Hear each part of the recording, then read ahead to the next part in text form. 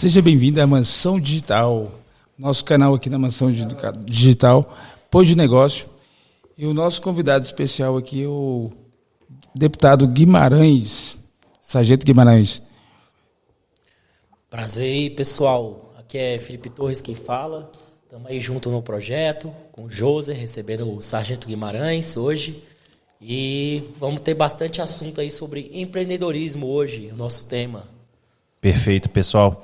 Obrigado primeiramente pelo convite, obrigado aos integrantes aqui da mesa. Agradecer também o pessoal aí dos bastidores. E estou aqui para dar o que eu tenho de melhor e esclarecer, elucidar tudo que é dúvida em relação ao que eu penso sobre o mundo empreendedor. E sobre como o Brasil está levando esse tema ultimamente. Excelente, Sargento. Primeira coisa que a gente queria saber assim, um pouco mais sobre você, quem é esse candidato aí que está chegando, que a gente vai entrevistar, um pouquinho aí resumo aí da sua vida, da sua carreira. Bora lá, tentar ser o mais sucinto possível, apesar de serem 36 anos muito bem vividos, com bastante carga, tenho muito a oferecer, então vou tentar resumir um pouquinho. Bom, eu sou filho único da minha mãe, meu pai tem outros 4 irmãos e fui criado como filho único a vida toda. Tive bastante oportunidade de conhecer vários lugares pelo mundo, tanto a passeio quanto a trabalho, e isso me propôs muita cultura, né? Conhecimento de tudo que é bom, tudo que a gente pode trazer aqui para o Brasil, tudo abriu um leque de opções na minha cabeça. E desde cedo eu fui bem empreendedor. Aos 12 anos de idade eu já ia para onde minha mãe e meu pai tinham uma propriedade rural chamada Palminópolis, no interior de Goiás, e lá eu já fazia comércio. Então eu comprava alguns itens de guloseimas aqui em Brasília e levava para lá, que aqui era novidade, imagine lá. Então eu levava muitas coisas daqui para lá para vender e já fazia comércio desde pequeno, né? E aí foi passando o tempo e parece que estava no sangue. Estava embutido no meu chip essa vida de comerciante, essa vida de empreendedor, de querer algo novo. Aos 18 anos de idade, eu já estava na faculdade, já tinha terminado o ensino médio e já já estava cursando fisioterapia, e o meu pai intermediou, mas o meu irmão, que é empresário no Rio de Janeiro, ele me convidou pela empresa dele para que eu pudesse fazer, ele sabendo que eu era fluente em outras línguas, inglês, espanhol, e ele me chamou para poder ir para a casa dele lá no Rio de Janeiro e me trazer uma proposta de trabalho. Ele tinha pego um contrato junto à Petrobras para passar por todos os circuitos de Fórmula 1 do mundo todo e representando a Petrobras na Williams BMW, porque a Petrobras até então, não sei se hoje, mas na época era patrocinadora da Williams BMW. E aí, de pronto, eu aceitei o desafio, já conheci o exterior, já conheci alguns países, como a América do Sul e Estados Unidos. Eu acho que eu não conhecia a Europa até então, mas de pronto já tinha um passaporte bem carimbado, a passeio, e comecei a trabalhar com isso. Então eu cursava fisioterapia aqui em Brasília, e aos finais de semana, que é quando acontece a Fórmula 1, os grandes prêmios, eu viajava o mundo. E assim eu viajei o mundo durante 3 anos. Até terminar o contrato do meu irmão, e eu voltei para casa. Quando eu voltei para casa, eu já era formado em fisioterapia, voltei para casa, sim, eu voltava toda semana para Brasília, tá? É só para vocês entenderem, voltei para casa do mundo.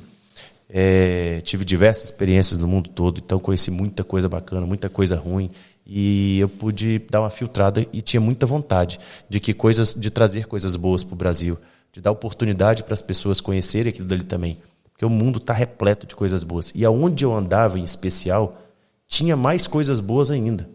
Era um lugar muito seleto, porque em São Paulo, num grande prêmio de Fórmula 1, só vai a nata da sociedade. E não é diferente pelo mundo. Então, aonde eu estava, a cidade se preparava da melhor forma possível para receber o grande prêmio. Então, eu conhecia só coisa boa. E eu também, em alguns eventos da Petrobras, eu fui em Money Show, que é o quê? É venda de ações da Petrobras. Então eu ia lá para ajudar na publicidade, para passar publicidade do que é a Petrobras para o mundo. Existia alguns eventos de venda de ações e eu ia para lá para poder ajudar em apoio mesmo, né, como staff, mas era um apoio bem bacana para mim, porque eu estava aprendendo muito e a custo zero. Eu estava aprendendo, mas da empresa do meu irmão, então estava maravilhoso para mim e conhecendo o mundo todo. Então, quando terminou esse contrato, eu voltei para Brasília. E eu voltei para Brasília, logo eu descobri que ia ser pai, de 2 crianças, depois descobri que ia ser pai de 2 meninas, o que torna mais caro ainda o desafio, e precisava prover. Nesse ínterim, eu já tinha me formado em fisioterapia, já tinha terminado uma pós-graduação, já estava terminando a outra e já estava começando uma outra. Porque, não sei se em todas as áreas, mas na área de saúde você pode fazer mais de uma pós-graduação concomitantemente. E aí eu comecei a perceber que a área da saúde era a área que eu mais amava na vida, porque eu gosto muito de servir.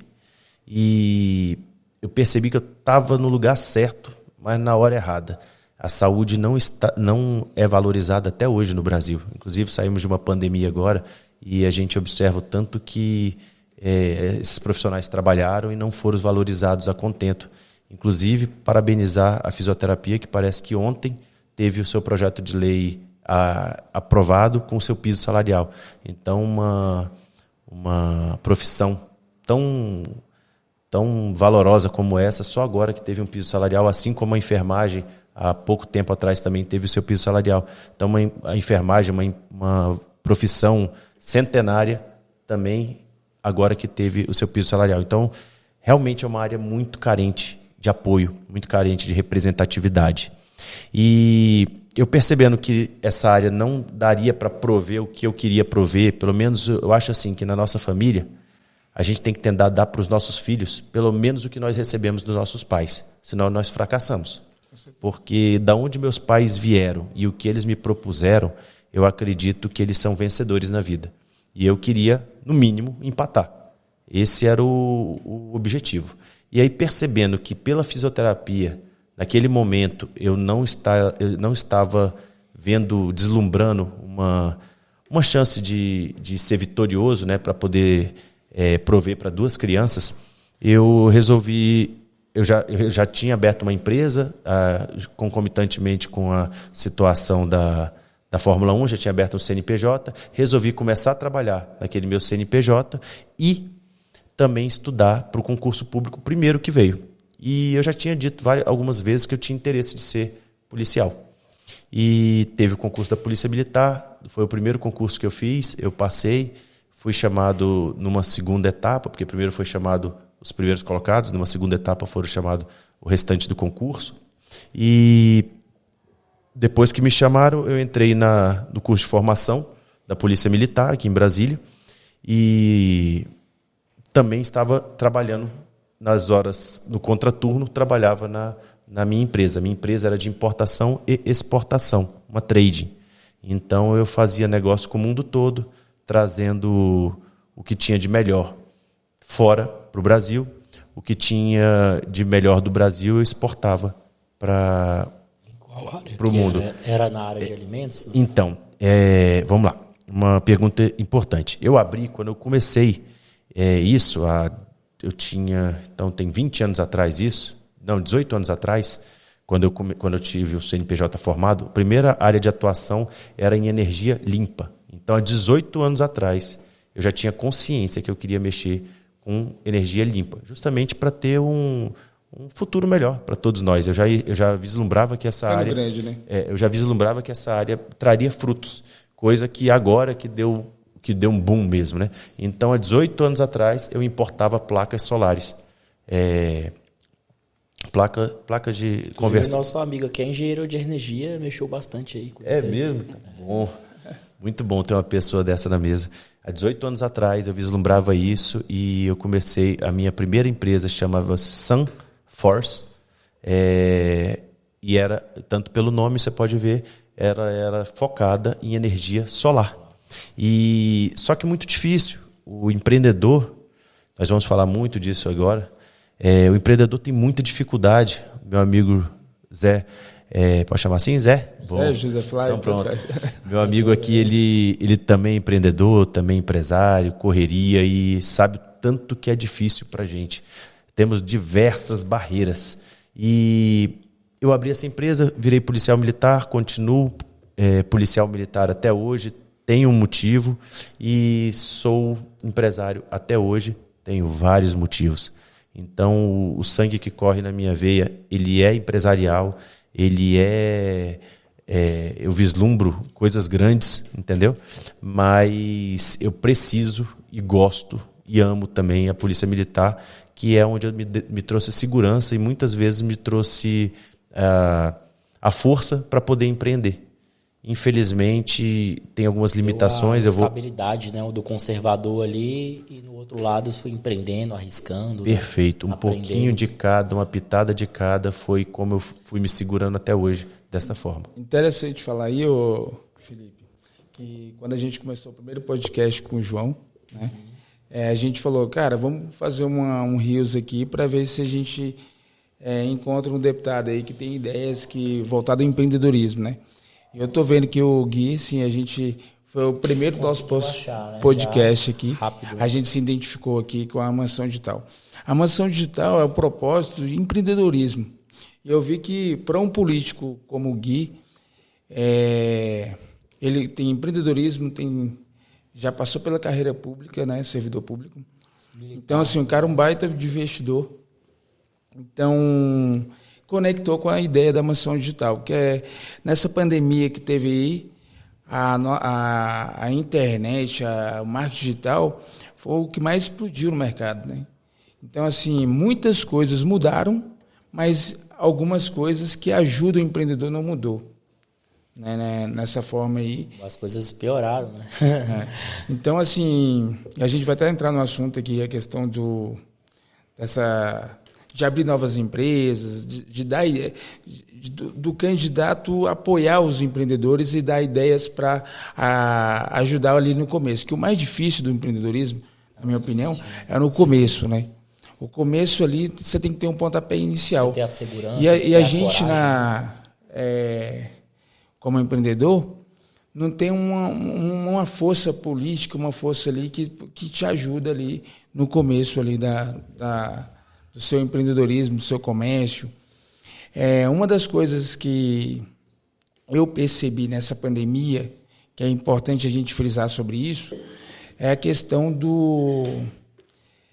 o marketing. Fica em casa, a pessoa ficava preocupada, não sabia o que fazer. Mas quem tinha uma loja online estava vendendo 10 vezes mais do que a loja física que estava fechada. As próprias grandes empresas focaram muito no online, né? E as que se precaveram, tiveram um ferramental já estava trabalhando na área também, né? Como a própria, citando nomes, a própria Magazine Luiza, a Via Varejo, foram as empresas que bateram recordes atrás de recordes, né? Em venda online, você pega as datas comemorativas do final do ano 2020, foram os recordes das empresas, assim, históricos, porque focou no online. E as que não se prepararam teve que fechar a porta, né? Meu amigo, não vamos muito longe, que é SA12, Taguatinga aqui.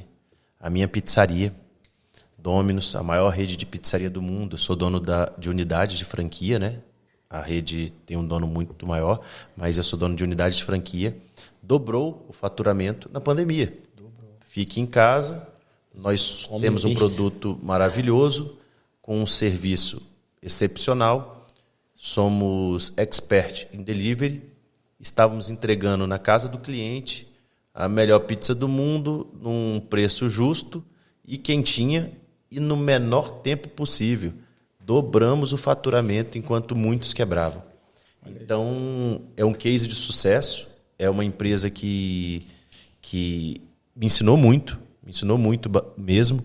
E é o que você disse, é o novo normal. Hoje em dia, o online supera tudo. Hoje em dia, eu acho que é 40%, eu não peguei o dado certo, mas de 40% a 50% das nossas vendas são online, onde o mais importante de uma pizzaria era um número telefônico, hoje é o endereço de entrega. É o endereço do site dela. Sim. Então, é o aplicativo, o endereço do site.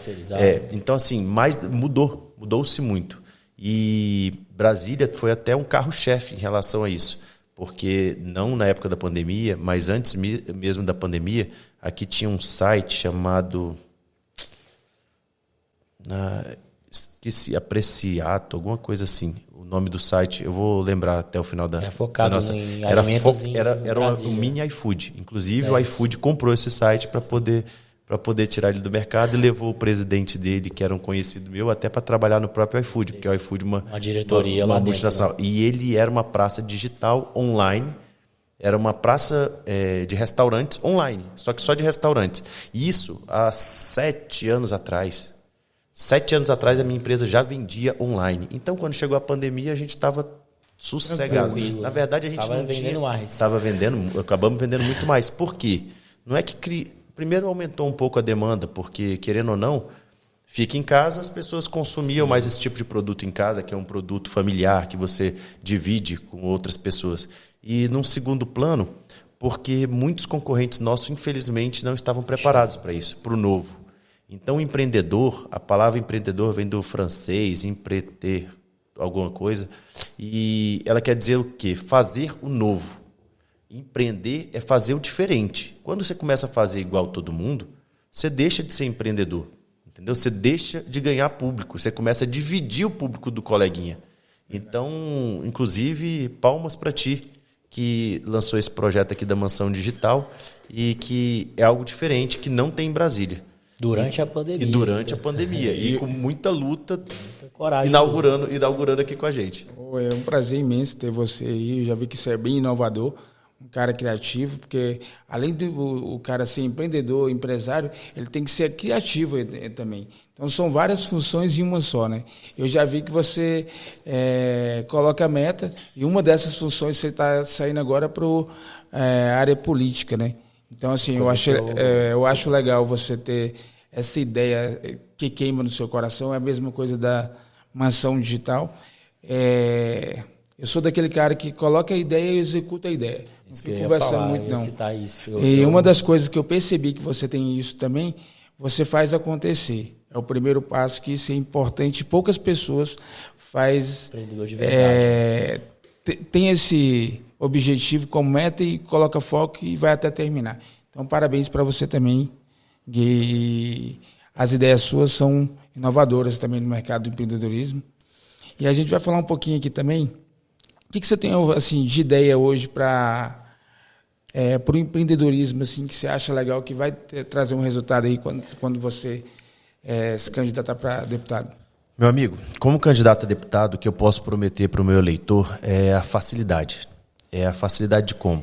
A facilidade de ter conhecimento, podendo acessar o Sistema S, ou seja, plataformas particulares ou públicas, de como gerir o seu negócio, de como, coisa que você não teve, coisa que eu não tive, que a gente teve que aprender na cara, muitas vezes levando porta fechada na nossa cara, muitas vezes errando, muitas vezes levando loss, perdendo dinheiro. É isso que eu não quero para essa base que vem crescendo agora, entendeu? Que são os investidores digitais, que são o pessoal do marketing digital, que é o pessoal da loja online, que é o pessoal que está crescendo agora. Eu quero que eles subam na vida com conhecimento não só empírico, igual o nosso que a gente criou na rua. Não, eu quero que eles cresçam também dentro de uma sala de aula. Aprender a administrar uma empresa, aprender a gerir, aprender recursos humanos é muito importante, que não adianta nada você crescer igual eu acabei crescendo organicamente e você se deparar com falhas de recursos humanos e acabar sendo vítima de ações judiciais, trabalhistas. Então, isso acaba quebrando uma micro e pequena empresa. Uma ação trabalhista bloqueia, eu não sei se vocês sabem, se você tiver um valor bloqueado numa conta sua, todas as contas que tiverem vinculadas àquele CNPJ são bloqueadas. Sim. Se por um acaso for calhar no dia do pagamento, você não consegue pagar ninguém, porque vai estar tudo bloqueado. Então, assim... É uma coisa que as empresas, quando começam, não tentam, né? Hoje é a questão de compliance, né? Muito forte. Exato. Inclusive, você falando aí... Só uma empresa muito grande tem condição de ter isso. E agora já lançaram também a famosa teimosinha, né? Que você fica um mês bloqueando todo dia ali. O que cai, você vai... Antigamente era só um dia, Gui. Agora, essa teimosinha, você entrou, eles bloquearam. Aí volta a conta de novo, entrou mais um pouquinho, aí fica parecendo, acho que é um mês aí bloqueando a conta. Ou seja, você acaba punindo aquele bom trabalhador que tinha que receber por meritocracia e acaba beneficiando aquela rotina de advogados que vão pontuando as falhas ali de uma empresa ou de outra e enchendo de ações, enchendo a gente de problema, enchendo de bloqueios, enchendo de percalços ali que a gente não tinha que percorrer, porque a gente tinha que estar focado em criar empregos, focado em trazer o novo, focado em desonerar, focado em trazer um produto melhor. Enxugar processos, né? Diminuir burocracia, enxugar processos para o empreendedor focar no que ele tem que focar, que é empreender e gerar emprego, né? Alô, empresário. Olha só a ideia do Gui. Isso é muito importante aí que você que é empresário, feirante, você que está voltado ao empreendedorismo, é uma pessoa ali que defenda a parte empresária aí. E pelo que a gente está aqui hoje, que eu, o Felipe e o Guilherme, a gente é uma das pessoas que é empreendedor de verdade e vai defender essa classe aí. E eu posso lhe afirmar, meu amigo, hoje eu percebo que esse papo nosso, ele não é só para o empresário, ele é para o trabalhador também. Porque quando você vê um trabalhador desempregado, é porque você vê que tem outros tantos empregados amarrados por uma legislação trabalhista sem produzir, aí que você vê que a pessoa está empregada erroneamente, do mesmo jeito que tem um desempregado querendo trabalhar, que não consegue um emprego, porque não tem oportunidade, porque uma outra pessoa tomou a oportunidade dele, se apossou da cadeira dele e não sai por causa de uma legislação trabalhista. Na verdade, vira aquela guerra, né? O empresário não quer colocar o empregado e o empregado está sem emprego. Então fica mais ou menos daquela guerra. Precisa, ali. Né? Consegue. E fica amarrado com aquela pessoa ali que não está produzindo e outros tantos querendo produzir no lugar. Então você tira um pouco daquela concorrência sadia que geraria muito mais produtividade. Perfeito. Existem escritórios de advocacia que são verdadeiros criatórios de brechas para poder lesar ali o trabalhador não, o empresário. E ele, quando lesa o empresário, ele lesa toda a cadeia. Por exemplo, esse trabalhador que eu falei que ele pede um bloqueio judicial, que é feito um bloqueio judicial em todas as contas, ele lesa todo mundo que não conseguiu receber naquele dia por causa de um bloqueio. Entendeu? Então, assim, eu sou a favor da CLT, eu acho que tem que ter uma lei que nos proteja, uma lei que dê segurança para o trabalhador, eu sou a favor da parte paternal do Estado, entendeu? De proteger, do INSS, do FGTS, como forma de você ajudar aquele trabalhador a poupar um fundo de garantia por tempo de serviço, que é o FGTS, mas não da forma que é feito. Eu acho que já desburocratizou um pouco, teve uma pequena evolução na reforma trabalhista, entendeu? Mudou um pouco esse negócio de quem que prova, de quem está errado, de quem está certo, mas continua muito, muito burocratizado, entendeu? Eu acho que a gente podia pegar mais noções do mercado americano, trazer para cá, começar a pagar mais por produção e menos por cadeira. Você ocupou a cadeira, porque tem muita gente que a gente conhece que quer um trabalho de verdade. Outros só querem um emprego. Inclusive, Gui, resultado, meta, quando você coloca pagar em produção, você está sendo já empreendedorismo.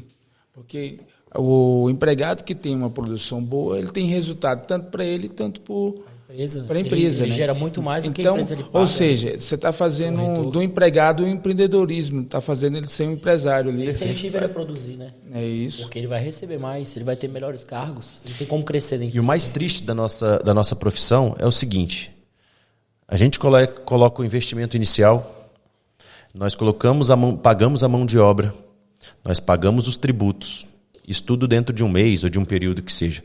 Pagamos os tributos, colocamos o nosso trabalho, que muitas vezes esse nosso trabalho não é aferido ali, não é abordado. E depois de tudo isso, se der certo, você tira o seu. Porque se não der errado, todo mundo já recebeu, menos você. Entendeu? Então, assim, é muita carga para quem está querendo progredir, é muita carga para quem está querendo crescer, é muita carga para quem está querendo fazer o diferente, é muita carga para quem carrega esse país nas costas, literalmente, que é o empreendedor, seja do agronegócio a costura, a prestação de serviço, a pessoa que cria, a pessoa que emprega, a pessoa que é responsável por outras famílias ali indiretamente, esse sim cria dividendos, cria tributos, e esse sim que eu acho que são as pessoas que carregam o Brasil nas costas hoje. Sim. Uma das dores assim que a gente voltando ao empreendedorismo, e não só a gente, eu já passei por essa situação também, as administrações hoje ela tem a questão dos lotes residencial. Vou colocar uma pauta aqui, que é a dor do comerciante, do empresário e tudo. Como a Justiça do Trabalho, a Justiça e muitos órgãos públicos estão trabalhando em casa, a única coisa que não foi voltada para o empreendedorismo, eu vi que a administração ela tem essa burocracia. Ela dá oportunidade para você abrir um negócio, mas seja uma prestação de serviço, uma área de publicidade. No lote residencial, você não pode colocar um comércio e abrir empresa. Isso eu acho que tinha que mudar. Porque hoje em dia todo mundo trabalha na plataforma Mercado Livre, Shopee. Então você fica bloqueado. O governo ele te dá um amparo assim, de 60, 70 mil para pessoa física, mas aí quando você chega ao limite ele trava. Você não pode vender porque você tem que passar o CNPJ. E a pessoa tem que abrir uma loja, vai ter um custo para ele abrir uma loja, olha a dificuldade, a burocracia, né? Que é o negócio. Porque tá faturando mais do aí tem que ser na área comercial, ou seja, mais gasto. Se ele já atende ali em casa ali o produto. Faz quase eu acho, 100% online. eu já vi que você é um cara empreendedor e se você é eleito, vale a pena você sentir essa dor do empreendedorismo na área digital, do marketing digital, do mercado online, vendas online. Essa é uma dor de milhares de pessoas no Brasil. Então, eu passei por isso e acredito que milhares de pessoas passam por isso. Sim, quando for abrir a sua empresa. Zé, eu lhe prometo que estando lá, isso aí vai mudar. Porque é inadmissível que um servidor público do judiciário possa trabalhar na sua residência, um servidor público do executivo também possa trabalhar de home office, e uma profissão tão valorosa como os nossos, que são dos digitais, que são da renovação, que estão mudando forma de fazer negócio, não possa trabalhar na sua própria residência. É inconcebível que a gente tenha mais um gasto com energia, mais um gasto com água, telefone, internet e espaço, sendo que a gente já tem a nossa casa. E hoje em dia, você é mestre, você pode me dizer isso. Hoje em dia a gente faz negócio em 2 metros quadrados, você não precisa de 20 metros quadrados. E se a gente precise de 40 metros, 20, 50, 100 metros quadrados, que a gente cresça e vá para o comércio normal. Mas, enquanto isso, abrir uma loja que vai ser uma vitória para todos. Ou vai no coworking. Ou vai no coworking, ou então aluga um storage, entendeu? A gente não pode ficar mais engessado, o mundo desengessou. Desbloquear essa parte burocrática, né? Tem que desbloquear isso, a gente não pode ficar mais amarrado em tributações, 6, 7 tipos de impostos federais, não. Tem que ser simplificado, tem que ter reforma tributária, tem que ter essa reforma da gente poder abrir nossa empresa onde quiser. E a parte contábil, você abrir uma empresa, você não sabe para qual lado vai, tem muita regra, às vezes nem um contador discorda do outro. Eu posso lhe afirmar que nesses 4 anos de governo agora do atual presidente melhorou muito. Sim. Mas ainda está muito aquém do que deveria. Eu entendo também, e até posso justificar um pouco, que é mais difícil. O Estado ele não acompanha a velocidade das coisas. E hoje em dia está tudo na palma da nossa mão. Infelizmente, agora que o Estado está caindo na palma da nossa mão, ou seja, agora que a gente está tendo acesso a serviços públicos, como serviços cartorários, serviços de Detran, serviços de várias autarquias nas nossas mãos. Até então nós não tínhamos. Então, assim, eu entendo que existe uma dificuldade do Estado acompanhar nós. E até acredito que isso seja porque nós somos bons demais. A gente está evoluindo, e eu falo, a sociedade está evoluindo de uma forma nunca antes vista. Então, hoje em dia, nós temos todo o conhecimento de uma humanidade entendeu? Ou seja, não sei quantos mil anos, porque eu não sei quando ela começou a gerir conhecimento, mas pelo menos mais do que 2000 anos de Cristo, nós temos todo esse conhecimento na palma da mão. Uma criança hoje de 4 anos sabe mais do que um adulto de 2000 anos atrás. Então, assim, hoje a gente tem muita informação e a gente tem que saber gerir essa informação. E a gente não pode perder tempo tendo que ir para fila, a gente não pode perder tempo tendo que ir para banco, igual a gente já não perde mais hoje com Pix. Quantas vezes você foi no banco esse ano? Nem lembro, mas já tem muito tempo. Então, assim, dinheiro, papel sumiu, Pix... Nem no caixa eletrônico. Exato. Inovou tudo, né? Está melhorando tudo, mas eles têm que acompanhar a gente. Por isso que eles precisam do novo lá dentro. Eles têm que tirar esses dinossauros lá de dentro e colocar o novo, colocar pessoas com gás, colocar gente da gente, o pessoal que se sinta representado lá. Porque a gente precisa fazer a mudança instantânea. Não posso mais esperar o Estado mudar depois de mim. Ele tem que mudar comigo. É por isso que a gente tem que renovar a política também, né? A gente está só renovando outras coisas e está esquecendo de renovar a política. Exato, então, aí não por isso anda. que o Estado demora. A política amarra, né? O sistema. Alô, empresário, você que é empresário, o Guilherme tem muitas ideias aqui, apoiando, que vai apoiar a gente lá sendo eleito, vai apoiar a gente. Sobre a política que você está entrando agora, você é um cara novo aí na política, a gente quer essa renovação também. Perfeito, vamos lá. Primeiramente, tem muita gente que tem um pouco de preconceito com a política, acha que a gente está entrando na política por causa de dinheiro, qualquer coisa. Graças a Deus, eu sou servidor público, tenho minhas empresas, graças a Deus eu não sou amarrado ao dinheiro da política. No âmbito empresarial, eu tenho outras vertentes também de interesse para entrar na política, mas da parte empresarial, o que eu quero fazer é botar um novo lá. Querer que aconteça as coisas instantaneamente, entendeu? Eu não quero mais de lei do que eu penso para o que vai acontecer lá. Eu quero as pessoas lá conectadas no 5G. E no 5G que eu falo não é a nossa internet, não. O que eu quero dizer é que eu quero eles conectados na velocidade 1000, porque a gente não dorme. Eu tenho um amigo aqui na minha frente que faz negócio dormindo. Enquanto ele está dormindo, as plataformas estão vendendo para ele. Então, o nosso negócio não dorme e a gente não pode esperar. A gente não pode esperar o Estado mudar depois da gente. Ele tem que mudar com a gente, porque o Estado ele nos representa. Entendeu? Todo o poder que é dado para ele emana do povo. E se emana do povo, que somos nós, ele tem que estar nos acompanhando. A gente não pode ficar toda a vida atrás, esperando. Pô, há não sei quantos anos atrás eu fui na Inglaterra, aí me deparei, né? Eu estou falando há muito tempo mesmo, muito tempo que eu estou dizendo, há 18 anos, quando eu estava no circuito da Fórmula 1. Parei lá na Inglaterra, olhei na parada de ônibus assim, aí vi um painel digital, tá? Isso há 18 anos atrás, e vi lá o horário, e vi lá, tipo, como se fosse o número de um ônibus e uma hora. E bate perfeito, né? Então, e a Inglaterra é perfeito, né? Tanto você é que a gente fala horário digital, britânico, né? Agora você falou um negócio aqui que me lembrou aqui. Você falou no digital, no painel de LED, e lembrei da mansão digital e o painel de LED digital. Eu fui o segundo em Brasília a bolar o painel de LED aqui em Brasília. Eu gosto de inovar. Inclusive, o nosso painel de LED... ele, quando foi o primeiro instalado ali na Pistão Sul, ele foi uma réplica desse telefone aqui. Inclusive tem ele até hoje lá, na área de publicidade. Então... Eu conheço bem ele. O digital... vai ter o novo, né? Também, né? Hã? Vai ter o novo girando também, né? Mudando com vídeo e tudo. 5D já. 5D. Entra e sai como fosse um carro.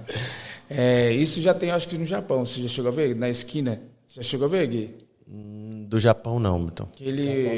A publicidade sai dentro do painel, como fosse uma realidade, o carro... E projeta? Eu acho que eu já vi vídeo, né? Só que assim, hoje ele está bem superfaturado, né? Mas é uma ideia que o empreendedor... Eu queria trazer tem que sempre estar pensando, ainda mais acompanhando países como o Japão e os Estados Unidos, que são... Mais uma pergunta aqui que não sei se você deparou como empresário, e você falou questão de tributo. Você percebeu que quando você paga o imposto, por exemplo, uma distribuidora, a fábrica vende para a distribuidora vende para o lojista vende para o consumidor. E às vezes tem mais pessoas ali, mais empresas muita ali. Margem, né? Muita margem. E nessas margens, da fábrica para a indústria, tem uma porcentagem, tem um imposto. Sim. Da fábrica para a distribuidora, da distribuidora para o comerciante tem outro imposto. Então, assim, se você for ver a margem de imposto... As possibilidades ainda são diferentes, para complicar mais ainda, você não sabe nem o que você ainda temos aberrações que, por exemplo, o estado do DF de Goiás, aqui o ICMS é um valor, Goiás é outro. Então, teoricamente, se eu comprar no Valparaíso o produto e atravessar a fronteira, que eu estaria sonegando fazendo isso, mas teoricamente meu produto sairia muito mais barato. E então, o que leva um estado que é vizinho, limítrofe do outro, conseguir botar diferença tributária para você fazer evasão de fiscal, para você fazer evasão de investimento. Então não tem nexo, entendeu? A gente perde emprego. Ou seja, o empreendedor, às vezes, ele tem que passar por bandido, ele tem que botar, assim, é vergonhoso falar isso. Tem um pequeno produtor que nem sabe dessas leis todas. E tem muita gente que é abordado que não sabe, entendeu? Que não sabe mesmo. E uma coisa que eu não abordei aqui, mas abordar para vocês... Um dos motivos, quando eu entrei na polícia, é porque eu sabia que o crédito para um servidor público era mais barato do que um crédito para pessoa jurídica. Dá um exemplo. O último crédito que eu peguei como consignado consignado, mas pelo serviço público, que a polícia não tem nada a ver com isso, pelo banco, mas pelo serviço público, eu peguei numa base de 0,8 alguma coisa de juros. Hoje, eu assinei um contrato também de crédito junto a um banco, quase 2%. José, me explique, por que eu, empresa, sou quase 3 vezes pior do que eu, pessoa física, sendo que eu, pessoa física, estou consumindo e eu, empresa, estou criando dividendos, estou recolhendo impostos, estou criando empregos, tenho meu papel social. Você consegue me explicar isso? A sociedade como um todo, em todos os âmbitos. E não estou dizendo que o valor... Hoje ele é o bandido, né? Hoje é o bandido perante a sociedade. Melhorou muito. Da própria empresa. No meu parecer... Fala mal do empresário, ele está te gerando emprego, ele está gerando renda. No meu parecer é o seguinte, é porque o banco ele quer... segurança. E como você, na parte de funcionário público, ele consegue bloquear o seu dinheiro, alguma coisa assim que seja garantido ali. Sim. Né? E o empresário, ele passa por essa situação por motivo que vários empresários não conseguiram pagar, pela dificuldade que o empresário tem de pagar o funcionário. Mas nesse caso, José, eu estava botando um imóvel de garantia. Você coloca a garantia. Entendeu? E além de botar um imóvel de garantia, eu ainda paguei a avaliação do imóvel. O empresário pode ganhar infinito. O funcionário público pode, às vezes, ganhar. Colocando uma coisa de garantia, ainda se pagou 2%. Ou seja, eu paguei quase 3 vezes mais por ser empresário. Entendeu? Então, assim, é inadmissível. Você prefere emprestar dinheiro para o dono da VEG ou para um funcionário público que ganha 5 mil por mês? Eu preferi prestar para a VEG e gerar valor. Verdade. Mas o que acontece? É inadmissível que a gente não tenha, empreendedor, não tenhamos acesso ao microcrédito para começarmos, não tenhamos acesso a um crédito maior para poder aumentar a nossa capacidade de produção, entendeu? É por isso que o Brasil patina na hora de produzir. É por isso que às vezes o nosso ferro sai daqui do Brasil, vai para a China e eles nos vendem o aço, entendeu? Porque quem é que quer botar dinheiro num lugar onde é tão engessado, que não tem segurança jurídica, é tão dificultoso para contratar, mão de obra que não é qualificada porque não temos treinamento?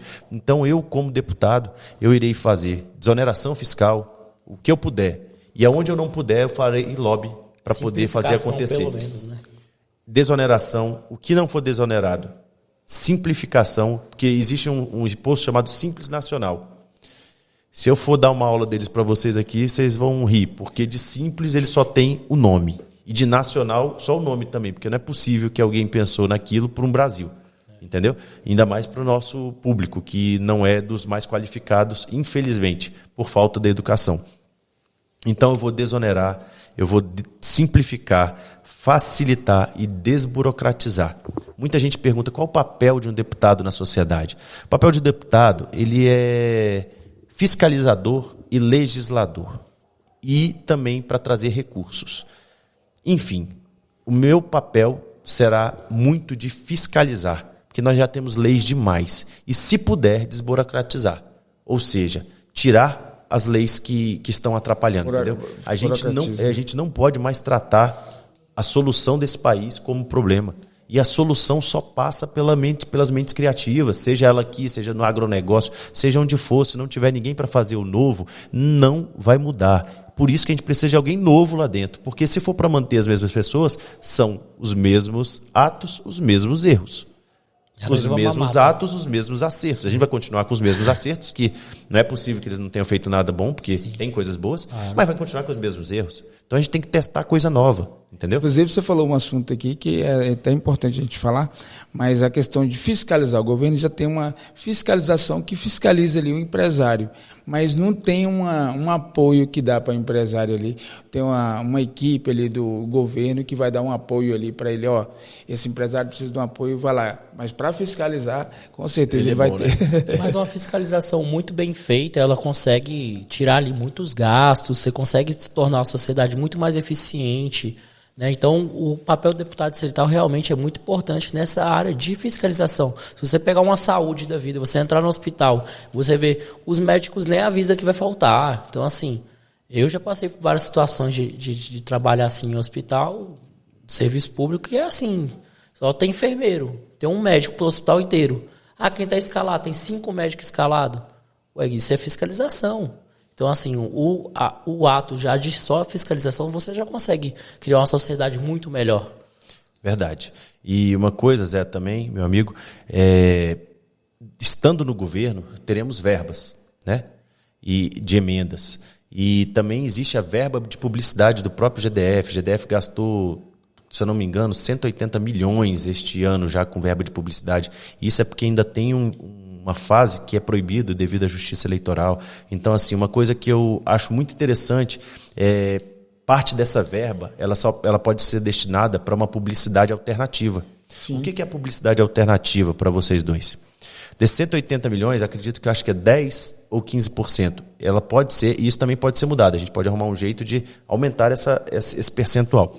Pode ser destinado a podcast, a blogueiras, a sites que já são... Tem muitos sites que são patrocinados. Eu não sei se vocês já viram alguns sites, alguns blogs escritos embaixo, propaganda do GDF, que dali é patrocinado. Então, assim, a gente poderia democratizar, popularizar. Tem muita gente bacana com certas influências aqui em Brasília que não tem uma segurança financeira porque depende muito do particular. E o particular, hoje em dia, está capenga, porque ele está muito onerado. Então, assim, tem uma empresa que se destaca ali, consegue fazer um marketing melhor, mas muitas das vezes a gente ainda precisa do marketing do governo. E é um dos princípios da nossa Constituição, a publicidade. Então, acho que essa publicidade alternativa tinha que ser usada com os nossos. E os nossos que eu digo não são os meus amigos, são o nosso meio, que é podcast, blogueira, influencer digital, essa galera que tem como... Mudar a mídia que já está mudado, bem dizer, né? Pronto, a mídia já mudou, só eles que não atualizaram. Quem propaganda na televisão hoje em dia. Vocês entenderam como? Vocês entenderam como que precisa de uma pessoa para explicar para eles, para desenhar que chegou algo novo?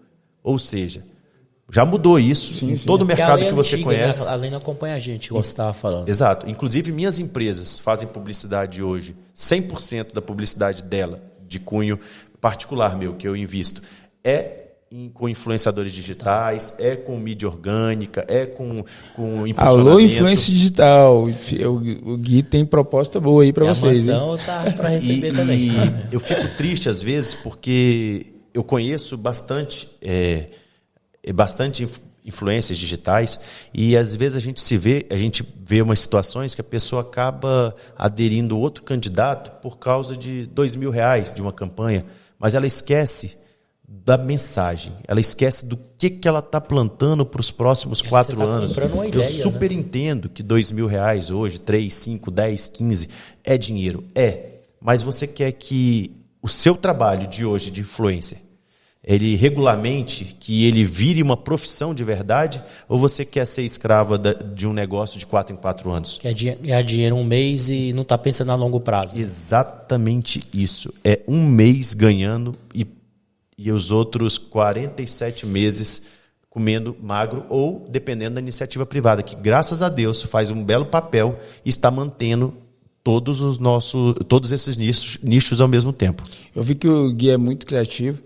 E qual a ideia assim que você bate no seu peito, assim, que você é uma proposta que você quer fazer, que se você for eleito aí, que queima no seu coração?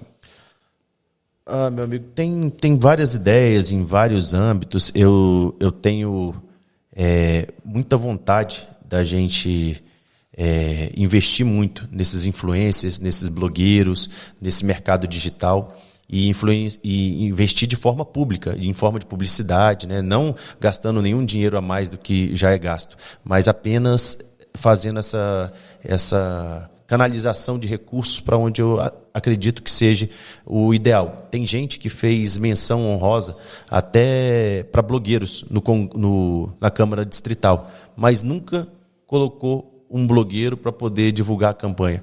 Entendeu? Então, assim, abrirem bem o olho daqueles que querem fazer e daqueles que vão fazer. É verdade. Porque tem muita gente que quer fazer para ganhar e tem muita gente que vai fazer se ganhar.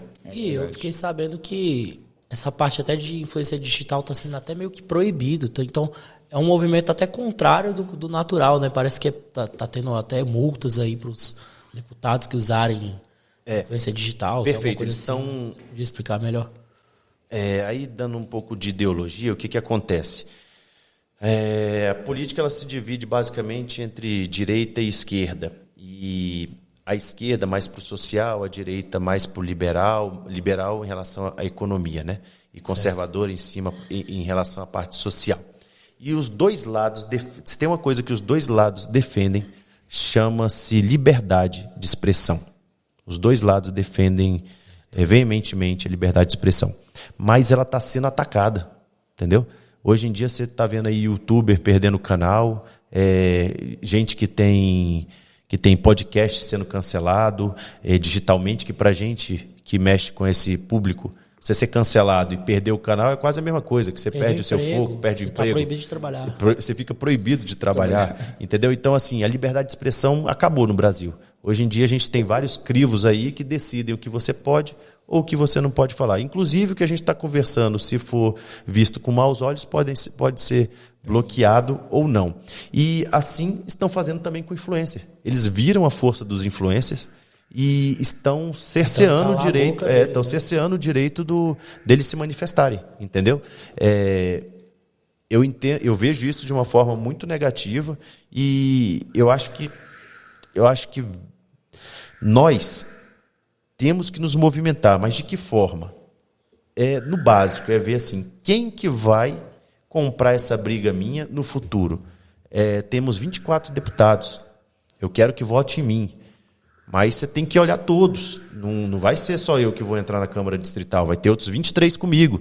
Então a gente tem que escolher, fora eu, tem que escolher outros também que têm o mesmo pensamento de liberdade de expressão, o mesmo pensamento de canalização de recursos para mídias digitais, para mídias alternativas. Então a gente tem que pensar empreender, a gente tem que pensar nesse novo, porque nós somos responsáveis pelo aquilo que nós plantamos. Não tem como uma influência, uma blogueira, um digital influencer, um podcast plantar vento e não colher tempestade. Então a gente está plantando hoje, dia 2 de outubro, a eleição. A gente vai ver o que a gente vai colher até lá. Mas aí eu só posso dizer depois na hora da colheita. Outra coisa importante também, porque a Mansão Digital é voltada para o empreendedorismo e voltada também para o influenciador. Ou seja, a gente quer unir o empresário e o influenciador. Porque a pessoa que influencia, você coloca uma pessoa, exemplo, pega um blogueiro, tem 500 mil seguidores. Ela fazer uma propaganda de um copo desse vai ajudar o empresário a vender. É isso Sim. que a gente quer unificar as duas pessoas com uma ideia. Não sei se você viu aquele negócio do TikTok, o cara pegou um ventilador e, numa brincadeira, ele falou: ó, a potência do bicho. Ele foi vender um produto e estourou no milhões e milhões aí de pessoas, viu? De uma ideia, brincando, ele anunciou um produto. E é isso que a Mansão Digital quer fazer com os empreendedores e os influenciadores. José, eu quero até agradecer, do digital, né? Quero agradecer a oportunidade e falar para o meu público, falar para os nossos ouvintes aí, nossos espectadores, que isso aqui, onde eu estou inserido, é fantástico. É do meu amigo José, ele está fazendo novo, é o diferente aqui em Brasília, é um conceito diferente mesmo do que está acontecendo e muito legal, uma mistura de cowork com convivência, com área de hospedagem, de hotelaria. Então, assim, você que tem interesse nesse ramo, você que tem interesse de conhecer um pouco mais, favor, a gente vai deixar nossos contatos aí, favor, entrar em contato com ele, porque o projeto é bom. E é como uma mansão que é famosa lá em São Paulo por outra